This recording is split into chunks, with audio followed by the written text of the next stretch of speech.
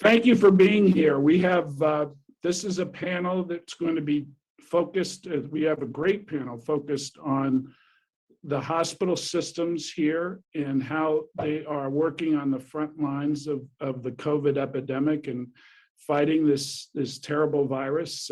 It's been going on now for 20 months, and I think their perspectives are going to be really important to find out really what's been going on in the hospital systems, not just here, but across the country. Our panelists include Carol Burrell, who's the president and CEO of Northeast Georgia Health System. We also have Candace Saunders, who is president and CEO of Wellstar Health System. And we have Dr. Jonathan Lewin, who is CEO and chairman of the board of Emory Healthcare. So it's a great panel. And let's get started with Dr. Lewin talking about that we're in the fourth surge of this pandemic right now. What is making this one different and what makes it similar to the previous surges?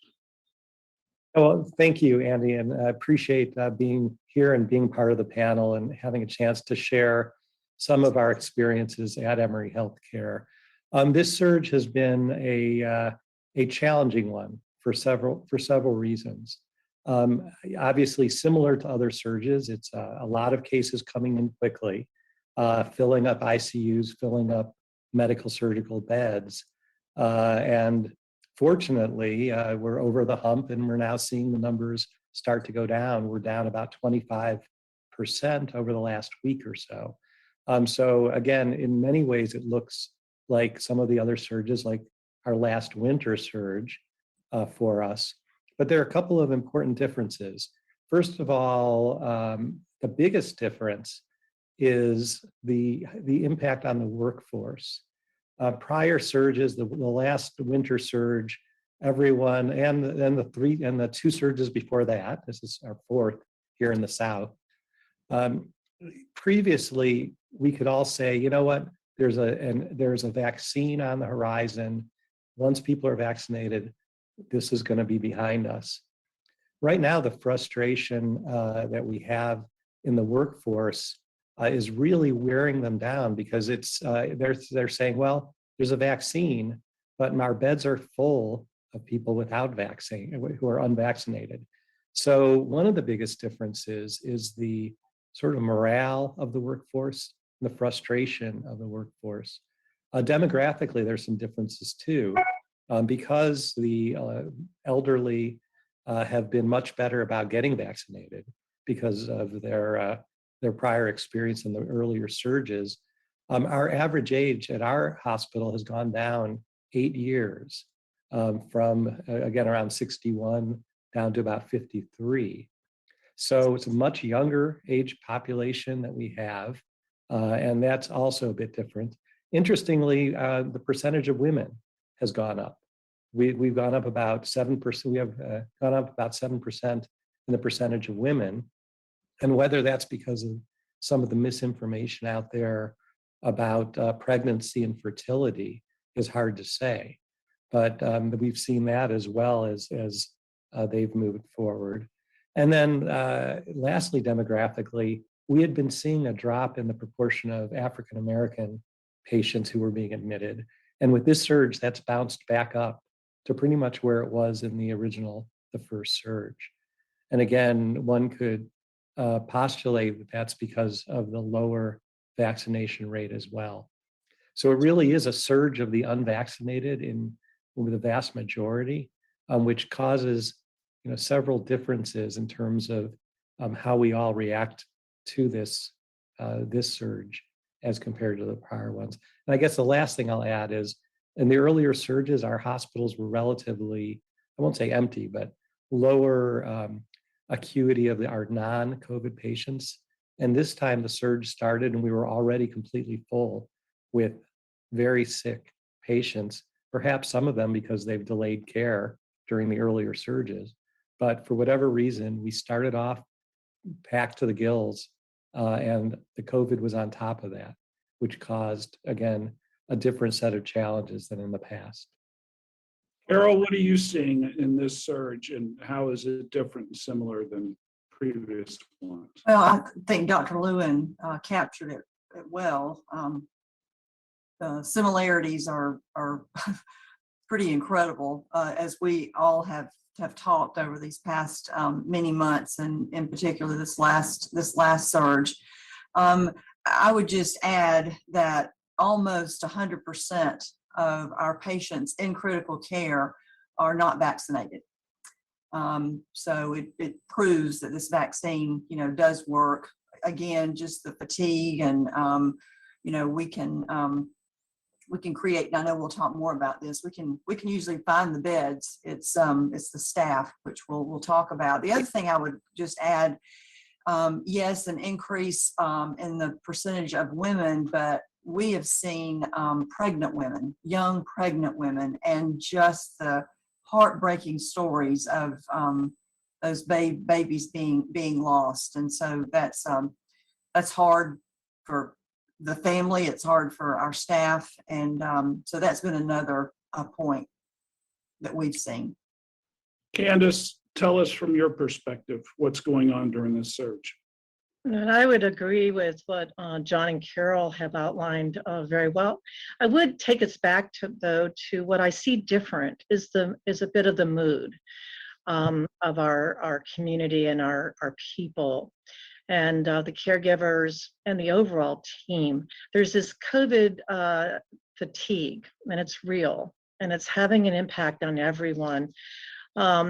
While this is not different, we're navigating through an exceptionally long and challenging crisis, as well as with this continued uncertainty. And I'll take us back to what we thought was the darkest days of the pandemic, was back in the December, January, during the third wave. And we thought, wow, and we got a vaccine. Okay, so there was a lot of hope, and people began to look ahead and see, a different future. And there was optimism, and people started to get back into life. So I do think that has clouded this wave, is that, we were working together. We saw the vaccine, and we saw some of the therapeutics that we had that were helping for us to really fight back on the virus. And so this wave kind of took us from that level of getting back to some level of normalcy, or whatever that new normal was. And now we were right back in the cloudy days, if you will. So I do think that's different. It's a little harder to get everyone to rally when you're into this fatigue factor. The other thing, as Carol and John has mentioned, in healthcare, a large majority of our caregivers and our team are women.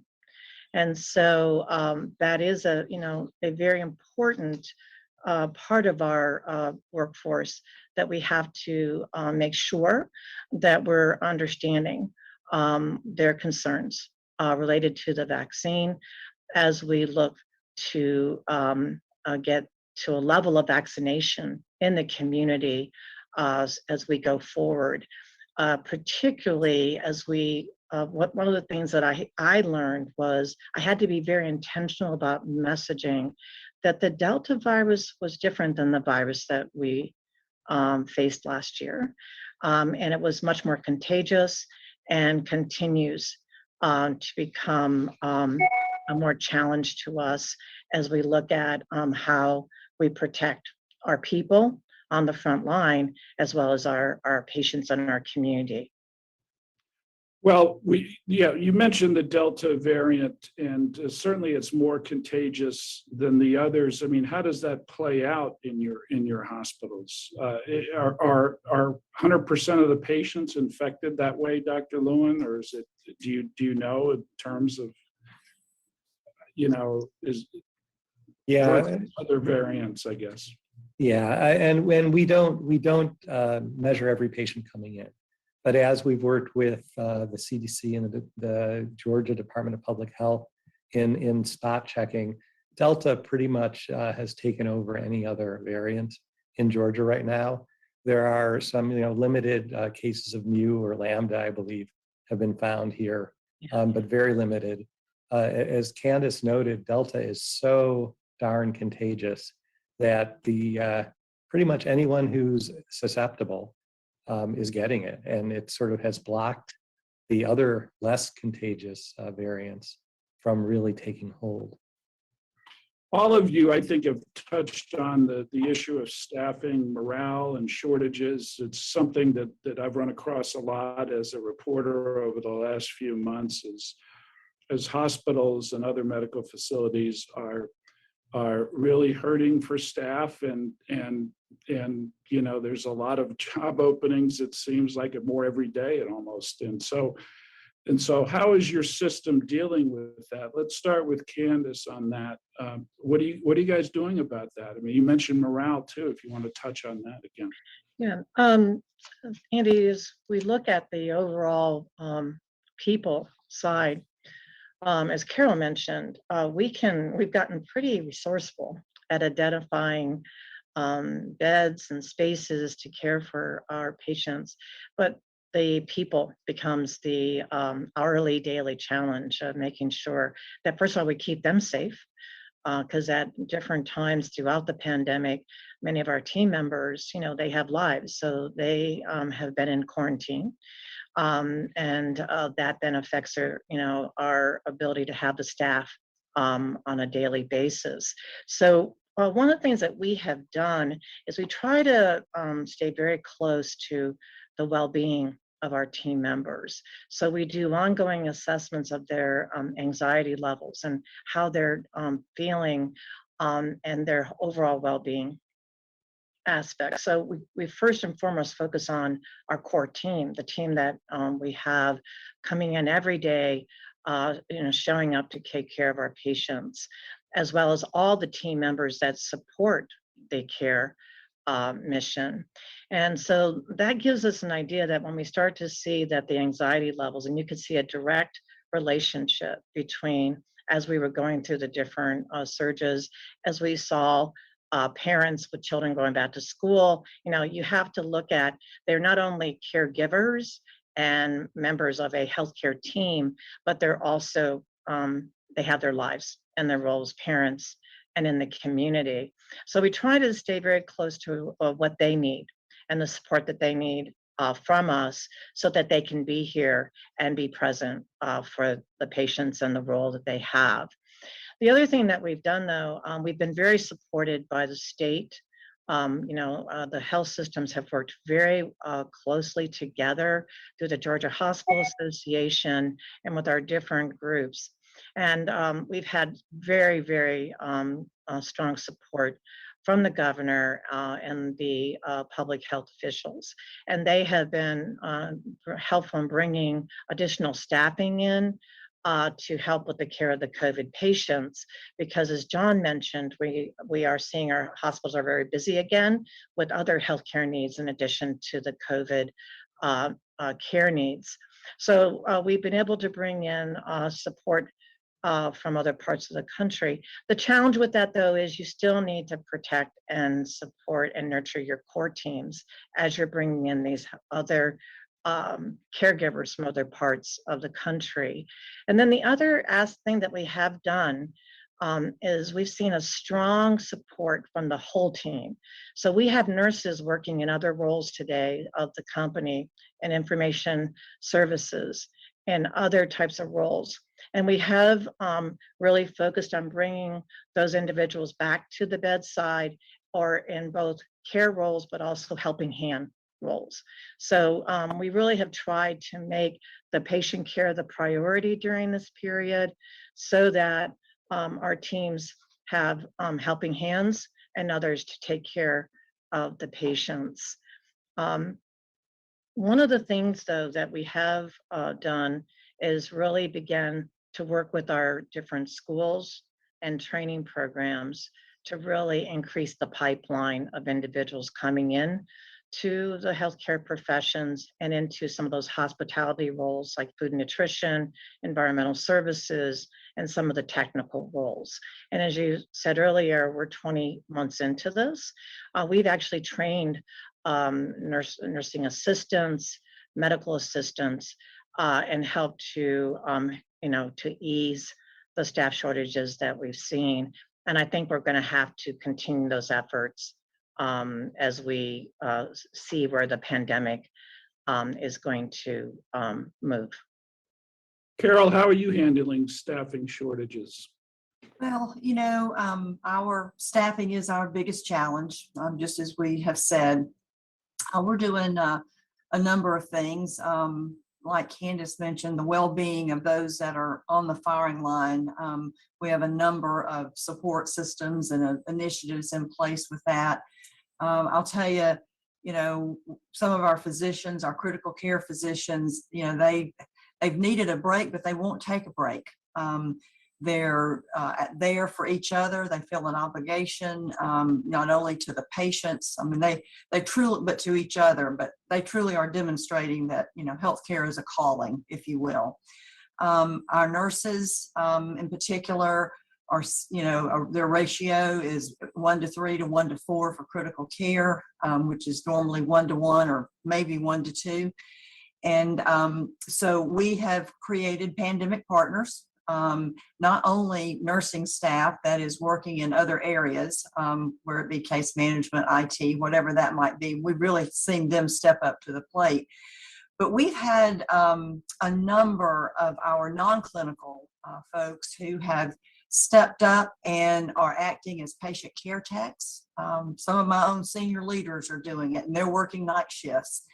And it really is, I think, demonstrates to our front line that we do care, and that we are listening, that we're hearing them. We are making our normal rounds, but we're being very intentional 2 to 3 times a week about rounding with both administration, nursing leadership, and physician leadership, and giving them updates. And we've gotten great response, back from that. Interesting, as I was in this past weekend, and sometimes I know I got to come in, but I dread coming in because I'm not sure what am I going to be able to do to help. But I actually ended up leaving more inspired on our most intensive critical care areas. They were smiling and thanking us for the extra help, the pandemic, that the organization cared. And they talked about how they're meeting new friends that are in this big system that they didn't otherwise know. And they've been inspired. It's actually helped them. So as much as we are burdened and feel this strain, like most healthcare workers, many of them are stepping up to the plate and finding the silver lining in all of this. Dr. Lewin, talk about how Emory's handling staffing issues. Yeah, and many of the things that you've just heard from Candace and Carol, the same things, really trying to change systems to have clinician well-being in the middle of what we do. How do we decrease frustrations, decreased workload, non-essential workload? One of the things we looked at, what should a nurse be doing? Putting a tray in a patient's room doesn't require a nursing degree. Can we look at ways to make sure that everyone is working at the top of their scope of training, including nurses, actually at every level, respiratory therapy, because while the nursing shortage, we have 8,000 nurses at Emory. A nursing shortage is the most acutely felt, but things like respiratory therapy, scrub techs for the operating rooms, food and nutrition, people to be delivering trays, pretty much every aspect right now is showing challenges in workforce, in healthcare as it is across the economy, as we're seeing in other sectors. Of course, for healthcare, it's particularly challenging. So we have really needed, we're very proud. Prior to the pandemic, we had one of the lowest nurse turnover rates in the industry. We were 45, 50%, 50% of the industry turnover for nurses. People came to Emory and they stayed. Now we're still better than the industry, but the whole industry has shifted. So we're relying on, again, contract nurses to help to be able to spare and to keep the rest of our system going strong. I guess I'll mention two sort of environmental factors that are converging to cause part of our challenge, in particular with regard to nursing. One is the aging and the burnout in the nursing workforce. The American Nurse Association estimates over 500,000 nurses are going to retire by the end of 2022. And the U.S. Labor Department anticipates it's going to take over 1 million new nurses in order to fill those slots, plus deal with the expansion of services that we're all seeing across the country. Well, that's a tough thing to fill. As Candace mentioned, we're also trying to maximize our nursing training programs, both the Emory School of Nursing and within Emory Healthcare itself. But that's a big challenge. And on top of that is sort of the flip side of contract nurses. Many of the, as Candace said, there are times when we were able to hire nurses from other parts of the country, from the Northeast, who would come down and help from the West during the January, February surge. Now, there's a sucking sound, and the contract labor, contract nursing organizations are offering big salaries to nurses to say, come to Oregon, come to Arkansas, come to other hotspots, and we'll triple your salary, literally. And that's caused a real problem for Georgia, where we've lost nurses who, understandably feel if I'm this burnt out, I may as well go and try to earn a lot of money. In fact, a lot of them did that in spring, the winter and spring, and then took the summer off because they had made enough money, and that's added to our challenges. So that's another really frightening macroeconomic challenge for us as a country, because if you pull, first of all, a third of the dollars going out go to the companies that are doing this contracting work. But realistically, if we lose a nurse who decides to do that, and in return have to hire a contract nurse who's 3 times as expensive, it's an unsustainable financial model for anyone. Our 3 systems are strong. There are a lot of hospitals that aren't, and that's something that can put them over the edge. So from a workforce perspective, it's a challenging time. Again, the morale has been very challenging. People baked cakes and beat on drums in March and April of 2020. Now people yell at the nurses when their wait is too long in the emergency room. They don't get vaccinated yet, are frustrated and create challenges for the workforce. So it's a difficult topic for everyone in healthcare right now. Do we worry about, do we worry about what's going to happen in the future? Let's post-pandemic, what will the workforce look like? Will we have these huge gaps in providers, whether it's an RN or whether it's someone who is in housekeeping, for example? I just wanted to comment on what John said related to I do think it's an inflection point, Andy, as we look at, we were already experiencing shortages and coming into the pandemic. So it really is going to require us to step back and look at where the future for the workforce is going, especially as we see the demand and the interest on remote working with other aspects of our care team. That puts additional pressure on those frontline team members. And so what we tried to do is look at giving them more time off. Compensation matters, but when we heard the feedback, they wanted more time. And also maybe something that was more equivalent to the remote work flexibility. So we'll continue to look at that. And then what is the role of technology? Because we have leveraged technology during the pandemic, and I think we will continue to see how it can help us so that, as John mentioned, our nurses can really function at the top of their license, and our respiratory therapist and our pharmacists and our physicians, how we can look at, getting them to do what they were trained to do so well, but also upskilling some of the other aspects of the workforce. So technology is another area that we need to continue to explore and how it can help us. Carol, you want to add anything to this? Yes, a couple of points. As John mentioned, the safety of our staff is very, very important. Not only just their well-being, but their physical. And he is right. The elevation of expectations and just their people's rights, if you will, and how I have witnessed personally how some of our ER staff have been treated just because they're trying to do what we set out that's the right thing to do for the overall good. But it is it's really, it can be quite scary. So we've really tried to increase our security and education and training around how to de-escalate, but it does seem to be heightened.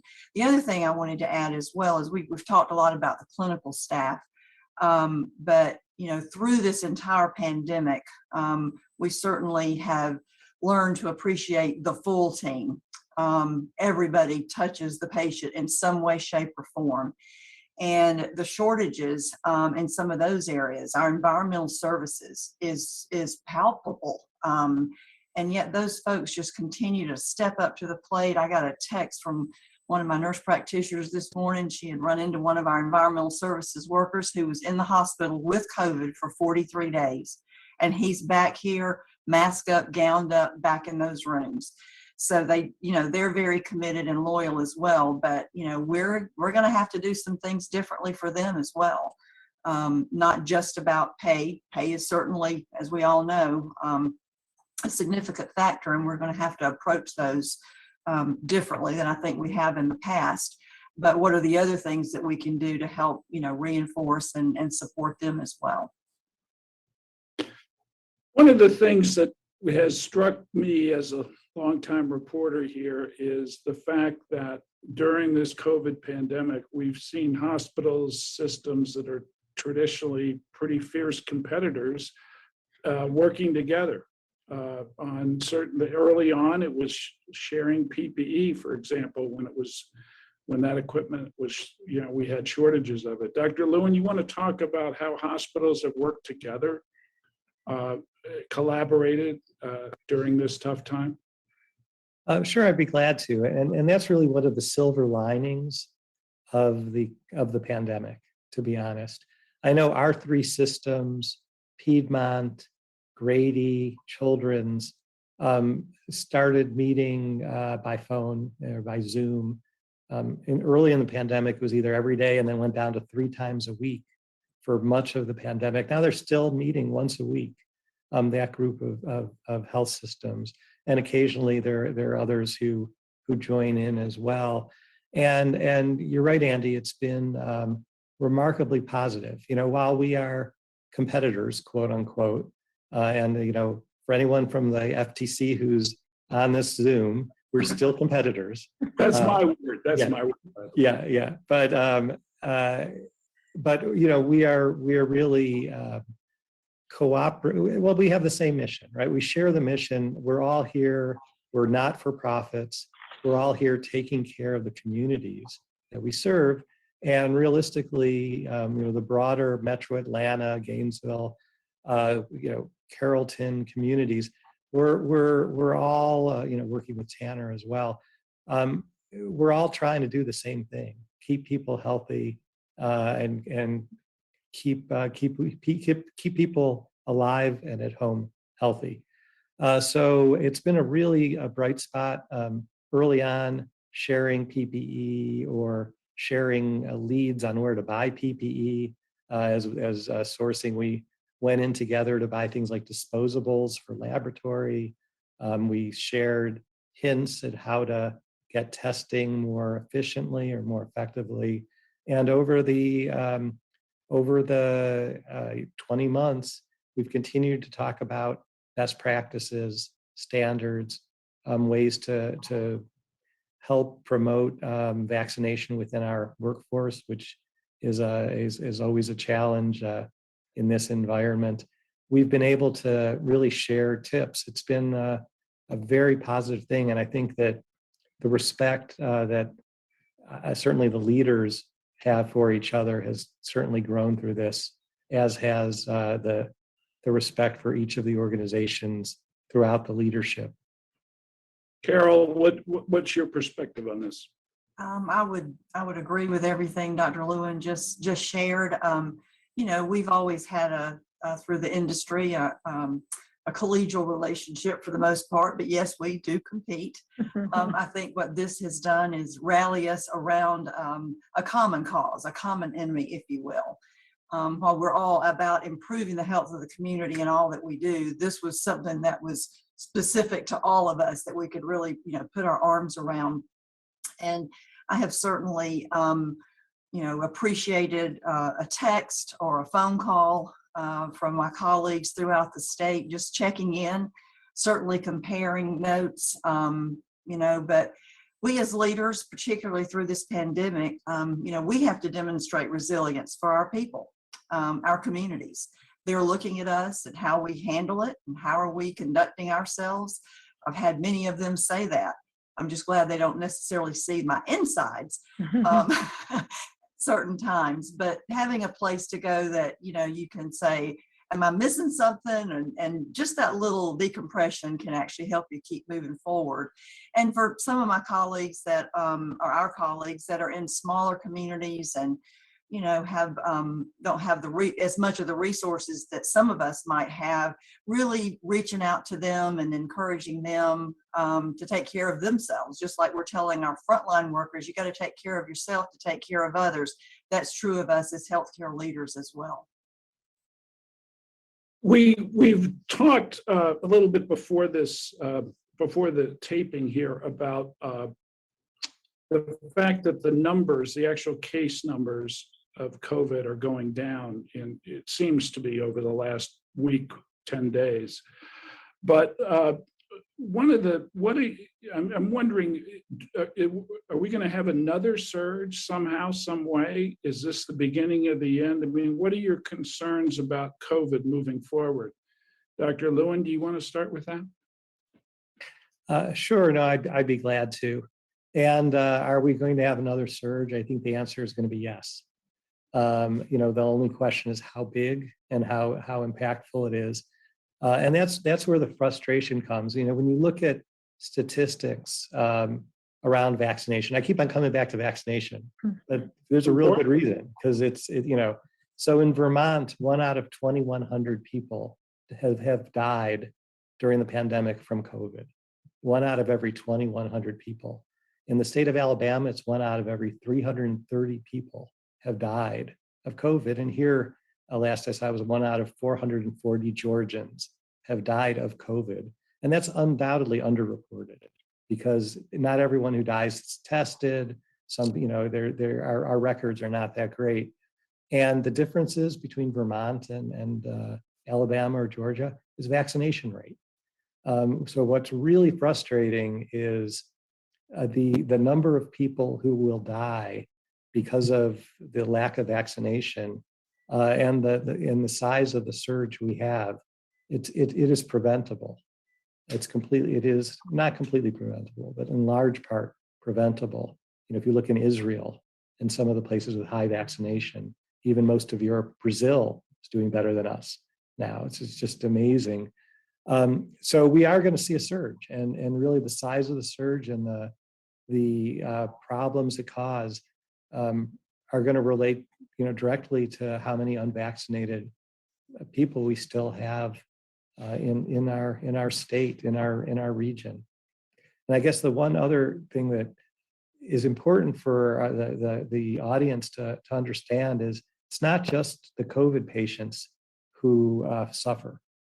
It's the vaccinated person who has a heart attack and they're waiting in an ambulance because they can't find a place to transfer them because all the ICUs are full.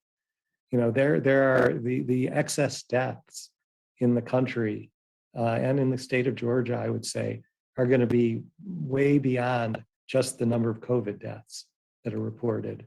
And it's preventable for those folks as well who are doing the right things, wearing masks, getting vaccinated, not catching COVID, yet are still going to suffer the brunt of the workforce shortage, the emergency room backup, and the full hospitals. Candace, Wellstar numbers, are they, in terms of COVID cases, are they going down? And what do you see kind of moving forward, short term and long term? Very similar to what John described. It's interesting if you look at our markets, Carol, where we're at, and John, we all kind of are experiencing similar volumes of COVID, but we tend to lag a little bit by about a week to 10 days. It usually starts more inside the perimeter and it moves out. And so we're seeing it start to go down and level off. The concern right now, to what John mentioned, is we're seeing more ICU patients, more demands on our intensivist and our respiratory therapists during this period. Still a younger age group though. And the uncertainty, Andy, is when you look at the vaccination percent in Georgia, the last number I saw was around 46%. I hope it's higher than that because, we track it daily, within our health system as well as our colleagues. But the real key is going to be what that vaccination rate gets to, or are we going to be subjected to another variant? And so to me, that's where I mentioned this uncertainty is still going to be with us as we go into the fall and winter. We're gearing up for flu shots as well as other precautions that we normally take during the winter season, but it's still uncertain from my discussion with our physicians and public health experts on what we'll be experiencing. Carol, what are your concerns?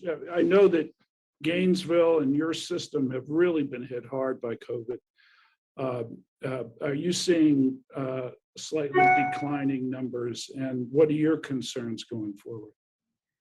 We've been hit incredibly hard here in this Northeast Georgia region. We are seeing the numbers, I would say, somewhat plateau. They are down from where they were, but they're not declining for us as rapidly as they did after each of the other surges. And that gives us pause, needless to say. And we do anticipate another surge. We're not sure if it will be this, winter. Probably, most likely. Will it be a different variant? Will it be furthermore of the Delta as a result of, not having enough of the herd immunity and the vaccinations? So we remain, still very, very concerned about that aspect of it. And again, they're exactly right. The vaccination is critical, and we're doing everything we can to educate. And that's one of the things is we've had to change our messaging, or tried to change our messaging. We're not trying to shame people because they haven't taken the vaccination, but as I've shared with them, get educated, and please do that without a non-political mindset. Really understand the facts and do the research, and don't take what the media is saying because everybody's got an opinion. And I think that if we can get people to really take that seriously, so we're doing a lot of community education, going into our more vulnerable areas, and we're seeing some progress. We're seeing some improvement there. So we remain optimistic. It can get exhausting for us as well as how many times do you have to say, get vaccinated. But that's our purpose, and so we continue to to press on with that. Carol, let me follow up with that. What are you hearing from people that don't want to be vaccinated? What's their reasoning behind that? Is it Oh. is it misinformation? Is it just, what are you hearing? I hear all different kinds of things. I don't want to be told what to do. It's a hoax. This is all made up. The government's trying to put chips in our arms and track us. The technology happened too quickly. And it goes on and on. Talking about the tensions too, even within our staff. I mean, we've seen it even within families, where you have healthcare workers who are vaccinated, but they cannot convince their family members to do it, and the tension that is creating. So talk about mental health and the challenges that we faced well before the pandemic. I think this just moves it all up to a new level. Dr. Lewin, I want to follow up just on that. We've been hearing that a lot of women of childbearing age are reluctant to, is that something that Emory has run into as well? And how does one address that? Yeah, and I have to, I agree with everything Carol said. The natural reaction for the frustrated vaccinated is to say, what the heck are you thinking, not getting vaccinated? And that doesn't do any good, right? As soon as you put people on the defensive, you've lost the battle. So we are seeing the same thing, and the reasons. Many very, very reasonable people have reasons. They're injecting chips to track. There's the crazy side, which surprisingly has really been propagated through social media. And there are people who really believe that. It's just amazing what some people believe. But very reasonable people are also getting a lot of misinformation around, in particular, fertility. And you go back, I was reading an analysis, went back to somebody who made up something about, well, the antibodies can attack the placenta. And this went viral in social media, and it was completely made up. Their first report of that, completely made up. There's no scientific evidence at all. There's plenty of scientific evidence to the contrary. But that gets a life of its own. And that's the biggest challenge in terms of vaccinating women. It's a problem within our health systems where our nurses hear this. And, that's a very, our workforce is, as Candace said, largely women, and many of them are childbearing age and want to have families if they don't already. And it's a frightening thing. Is it real? Is it not? I've heard it from a bunch of my relatives. There must be something to that, or people wouldn't be saying it. The real sad thing is in pregnancy, because as you've heard, we're seeing the same thing that you heard before. We're seeing more and more pregnant women come in with very severe COVID. The children are, getting delivered. The babies are getting delivered early, premature, and the mothers, if they survive, are in for a long, long ICU stay, and unfortunately, they don't always survive. And we actually have had, both father and mother die at our hospitals in the same week, and it's just a tragedy for these families. So we're clearly seeing the same thing that I think I suspect all of us are seeing, and trying to just educate, trying to listen as to why is it you're not vaccinated. And interestingly, I just heard from an unvaccinated person the other day, their doctor. And I was told, I don't know if it's true or not. I said, oh, my doctor didn't recommend it. And I hope that's not true, but I suspect it could be, because there's just, this has become so politicized that people are not dealing with the facts, they're dealing with their feelings. And unfortunately, their feelings are going to be killing people, perhaps them, which is a very sad and preventable thing.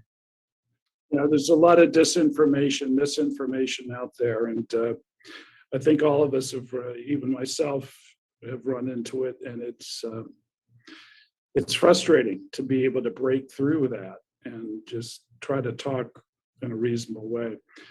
All right. So kind of last type of question that I have is, are there final messages that you would like to deliver to your communities and to our audience here about COVID and where we are and where we're heading? Let's start with Candace on that. Just one thing, just before we go to that, Andy, is on the women.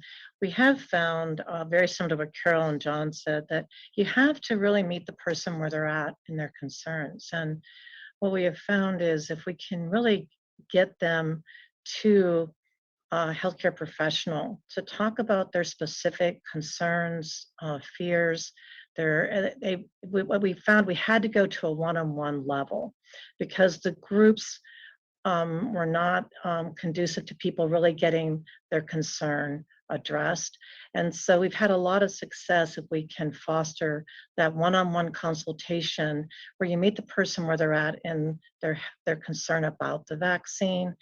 And that has made a difference, especially as individuals share why they got the vaccine in a very, just forthright way to bring that individual to their decision, because it does have to be their decision to get the vaccine. So final messages is that as I look ahead, I'll just have to say it one more time with feeling, get the vaccine, okay, get vaccinated. Continue to practice the preventive measures because we are dealing with a new, variant of the virus. And so what we can do to help each other, it's something that we do for each other, is to get the vaccine, practice the preventive measures.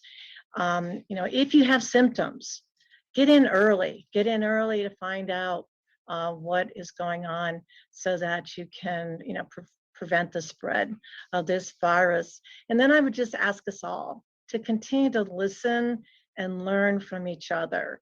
As we talked about, it's been just priceless to have that opportunity with my health system colleagues as we, coordinate our efforts and we share common messages to build the confidence in the community. But I think if we can listen and learn and get to more shared perspective so that we can have a brighter shared future, not only here in Georgia, because it matters to our fellow citizens in Georgia, but to our fellow Americans and to our worldwide community. Carol, your final message. Yes, I concur. Please get educated about the vaccine. If you have questions about it, for those of you that are on the fence, please get that vaccine. And even and as far as, if you do have symptoms, because we know we're seeing a number of breakthrough cases, get in early. Regeneron has certainly helped to decrease what we believe would have been even more severe hospitalizations.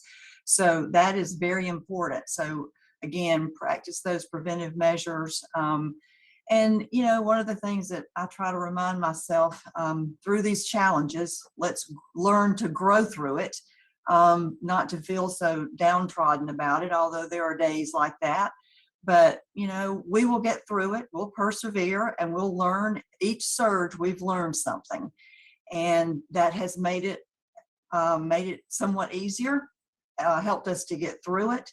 And to be able to treat, because we are seeing a lot of sick patients that are not just COVID.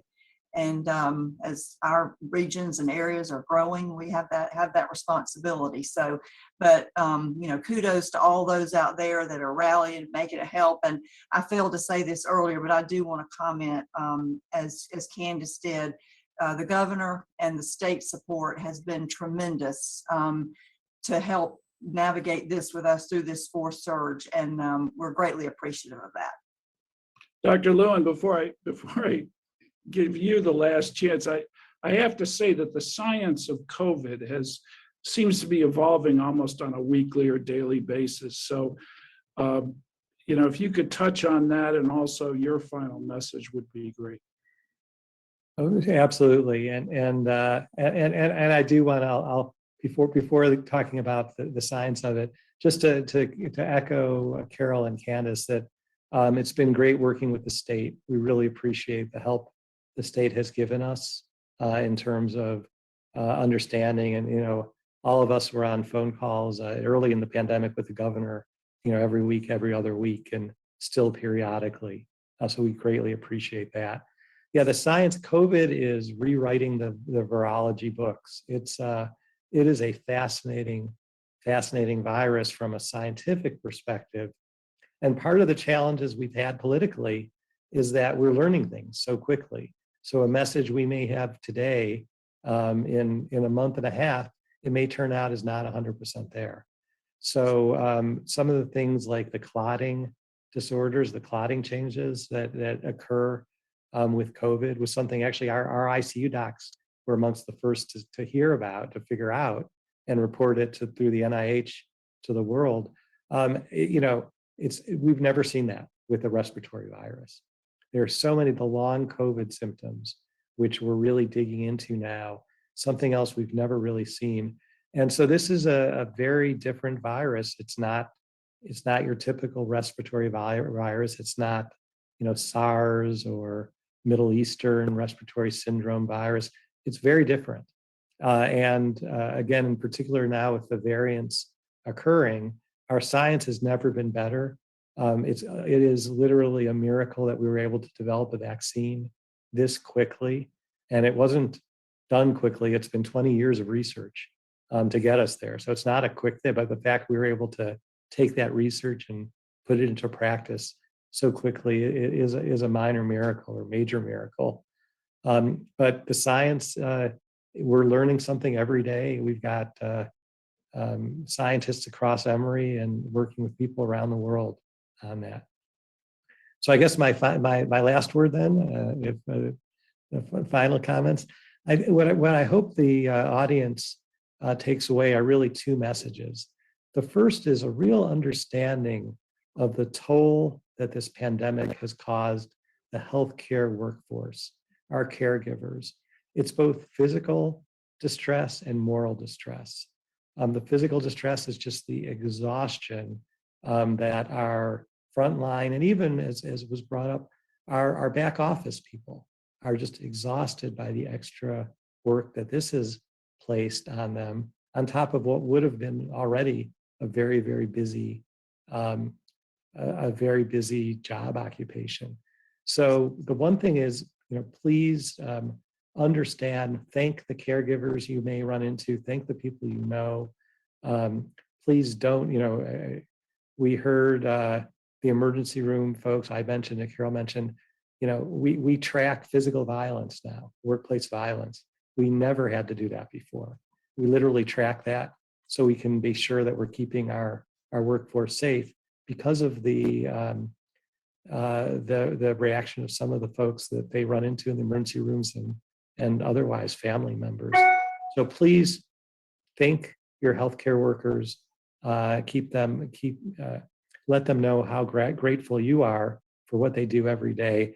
And the second thing, last message, goes back to one of the earlier messages, and that's just the best thing you can do, the most respectful thing you can do, the kindest thing you can do for our healthcare workers, for your neighbors, for family, is to understand that the vaccines are safe, they're highly effective, and please go get vaccinated and convince your friends and relatives to do so as well.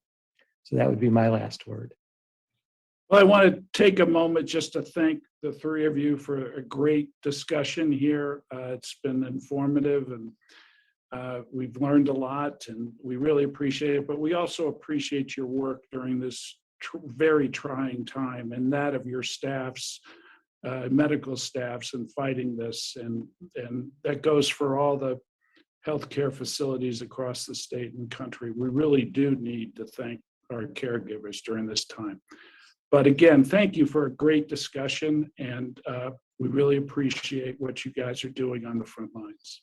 Thanks again. Thank you, Andy. Thank you. Appreciate it. Sure.